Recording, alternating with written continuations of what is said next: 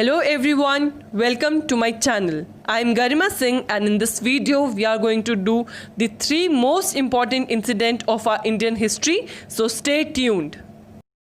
Continuing with our third chapter of history which is all about nationalism in India. Nationalism की feeling कैसे India में develop हुई हम इस चैप्टर में करेंगे एंड फाइनली हमें इंडिपेंडेंस कैसे मिली. Okay, so in my previous video where I have shared the concept of nationhood, तब सब लोगों के अंदर एक नेशनहुड की फीलिंग डेवलप हुई.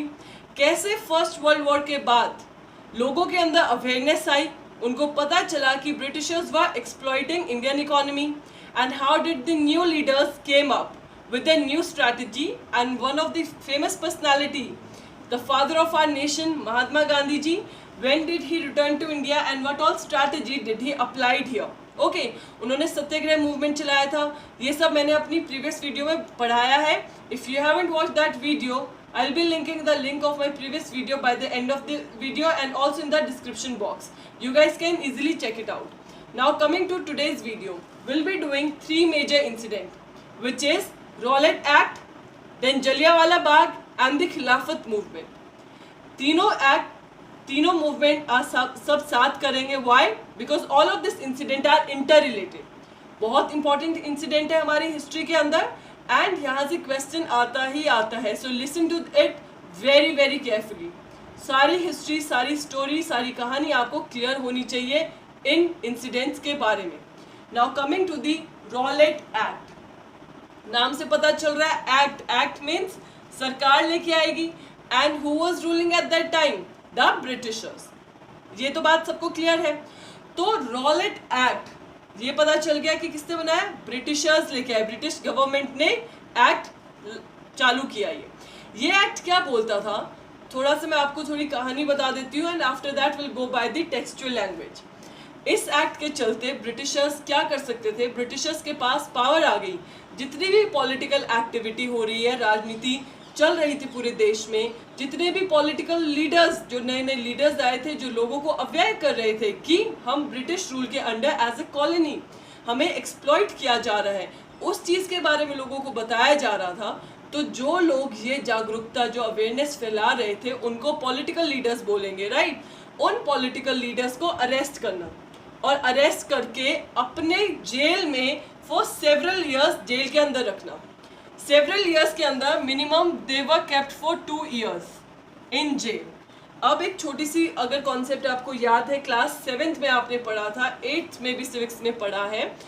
जब हम किसी को अरेस्ट करते हैं तो विद इन 24 hours हमें मजिस्ट्रेट के सामने उसको प्रेजेंट करना होता है.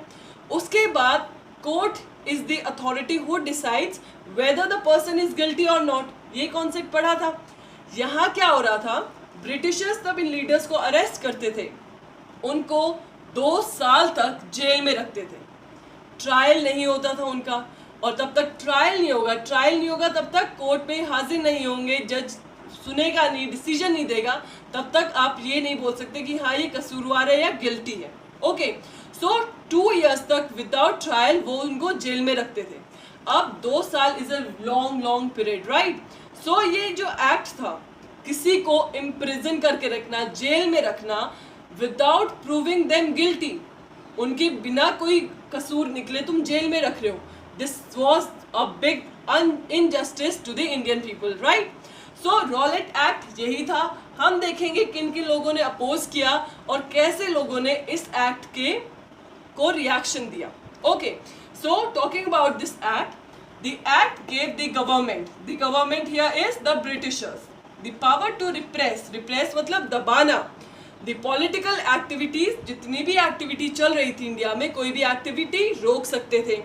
also the political leaders can be arrested, कि लीडर्स को अरेस्ट किया जा सकता था. तब तक गलती ना हो, गिल्टी ना हो, क्या वो जेल में रखा जा सकता है? नहीं. बट ब्रिटिशर्स ऐसा कर रहे थे and kept in prison, jail में रखते थे for several years means maximum 2 years तो रखते ही रखते थे. ओके, 2 साल जेल में. उसके बाद उसको पेश किया जाता है, ट्रायल्स होती थी, फिर डिसाइड होता था कि इनकी तो कुछ गलती ही नहीं थी और फिर छोड़ देते थे. पर 2 साल इम्प्रिजन करके रखना, this was not a fair justice system.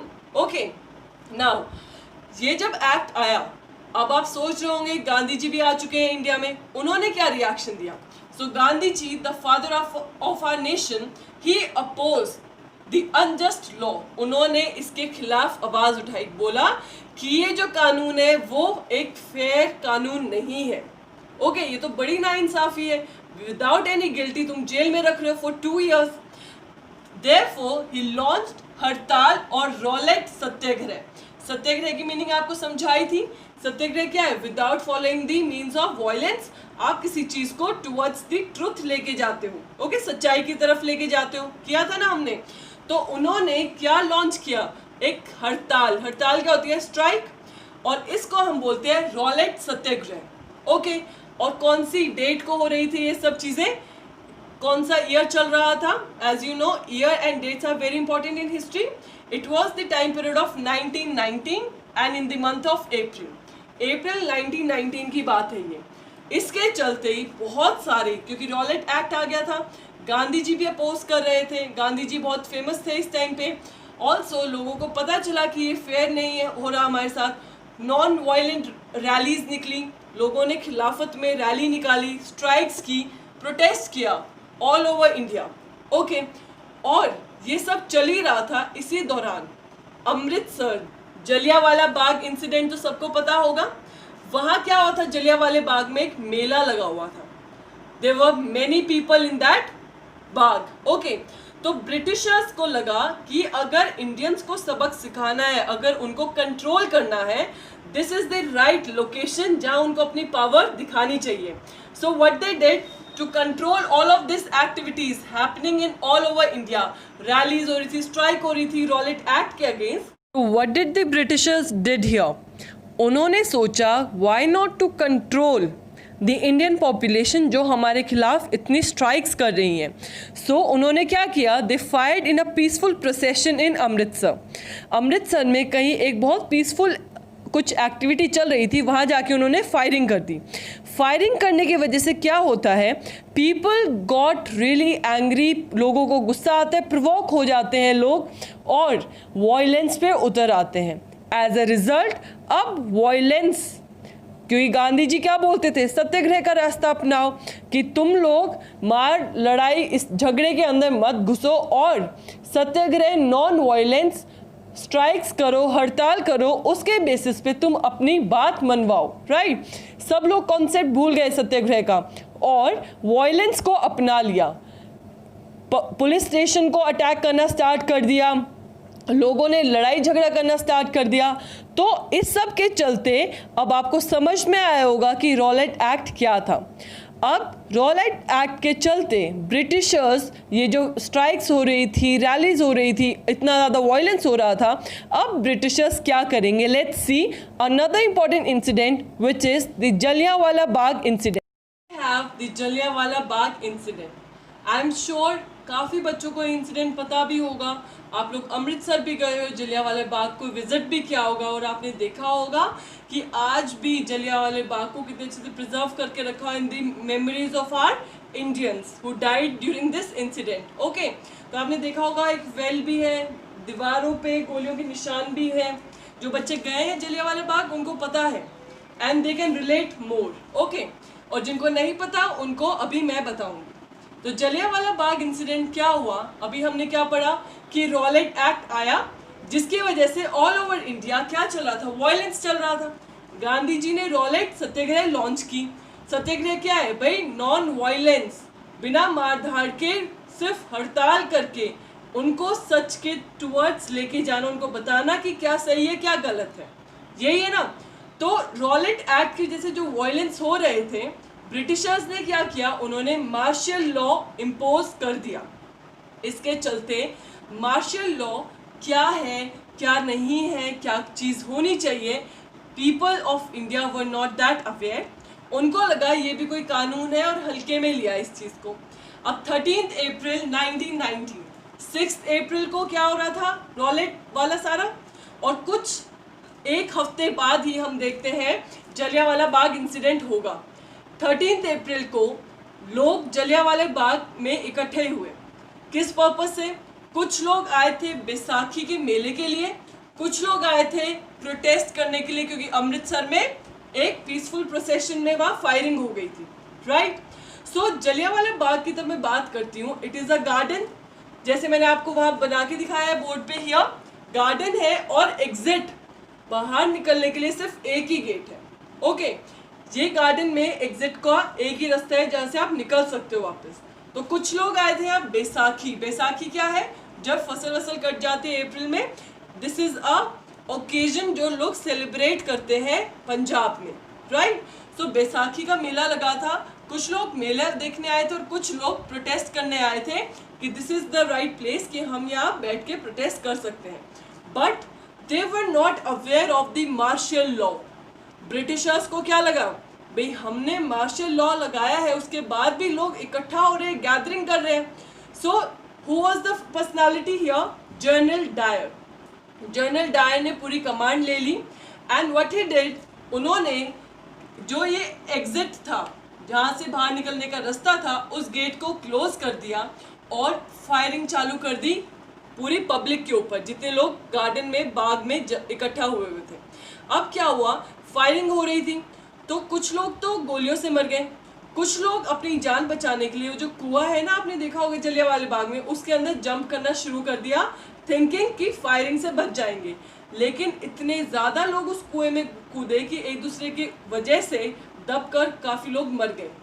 अब इस इंसिडेंट के चलते क्या हुआ, बहुत ज़्यादा लोग मर गए थे, many people were killed and this again provoke the public.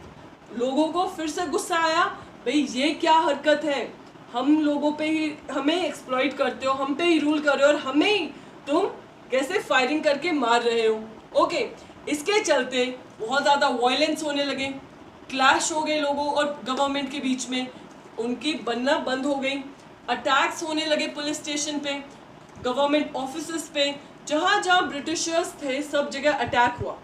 अब क्या हुआ, आपने समझा था ना इससे पहले कि गांधी जी ने रॉलेट सत्याग्रह, सत्याग्रह क्या है, नॉन वायलेंस, बिना लड़ाई झगड़े के चीज अपनी बात को मनवाना, राइट। यहाँ ब्रिटिशर्स को एक मौका चाहिए था, उन्होंने फायरिंग करके लोगों को इतना उकसा दिया कि उन्होंने लड़ाई झगड़े करने शुरू कर दिए। सब लोग सत्याग्रह की मीनिंग भूल गए, सत्याग्रह का कॉन्सेप्ट भूल गए। अब सब गुस्से में लड़ाई कर रहे थे, अटैक्स कर रहे थे, वायलेंस हो रहा था। इसके चलते the government took the advantage here. Britishers को तो मौका चाहिए था कि कैसे ही हम पॉलिटिकल एक्टिविटीज बंद कर सकते हैं, और उनको एक और खतरा था कि जो रॉलेट एक्ट के चलते इतना वायलेंस चला हुआ है उसको भी कंट्रोल करना था। तो उनको तो एक मौके की देर थी और उनको वो मौका मिला, क्योंकि लोग इतने लड़ाई झगड़े और अटैक्स कर रहे थे कि government got a free hand and started repressing the protesters. Government ने सबको पकड़ना शुरू किया, मारना शुरू किया जो जो लोग प्रोटेस्ट कर रहे थे उसके खिलाफ। अब इस सब के चलते Gandhi ji what he did, Gandhi ji called off the Rowlatt satyagraha. उन्होंने जो सत्याग्रह चलाई थी वो बंद कर दी।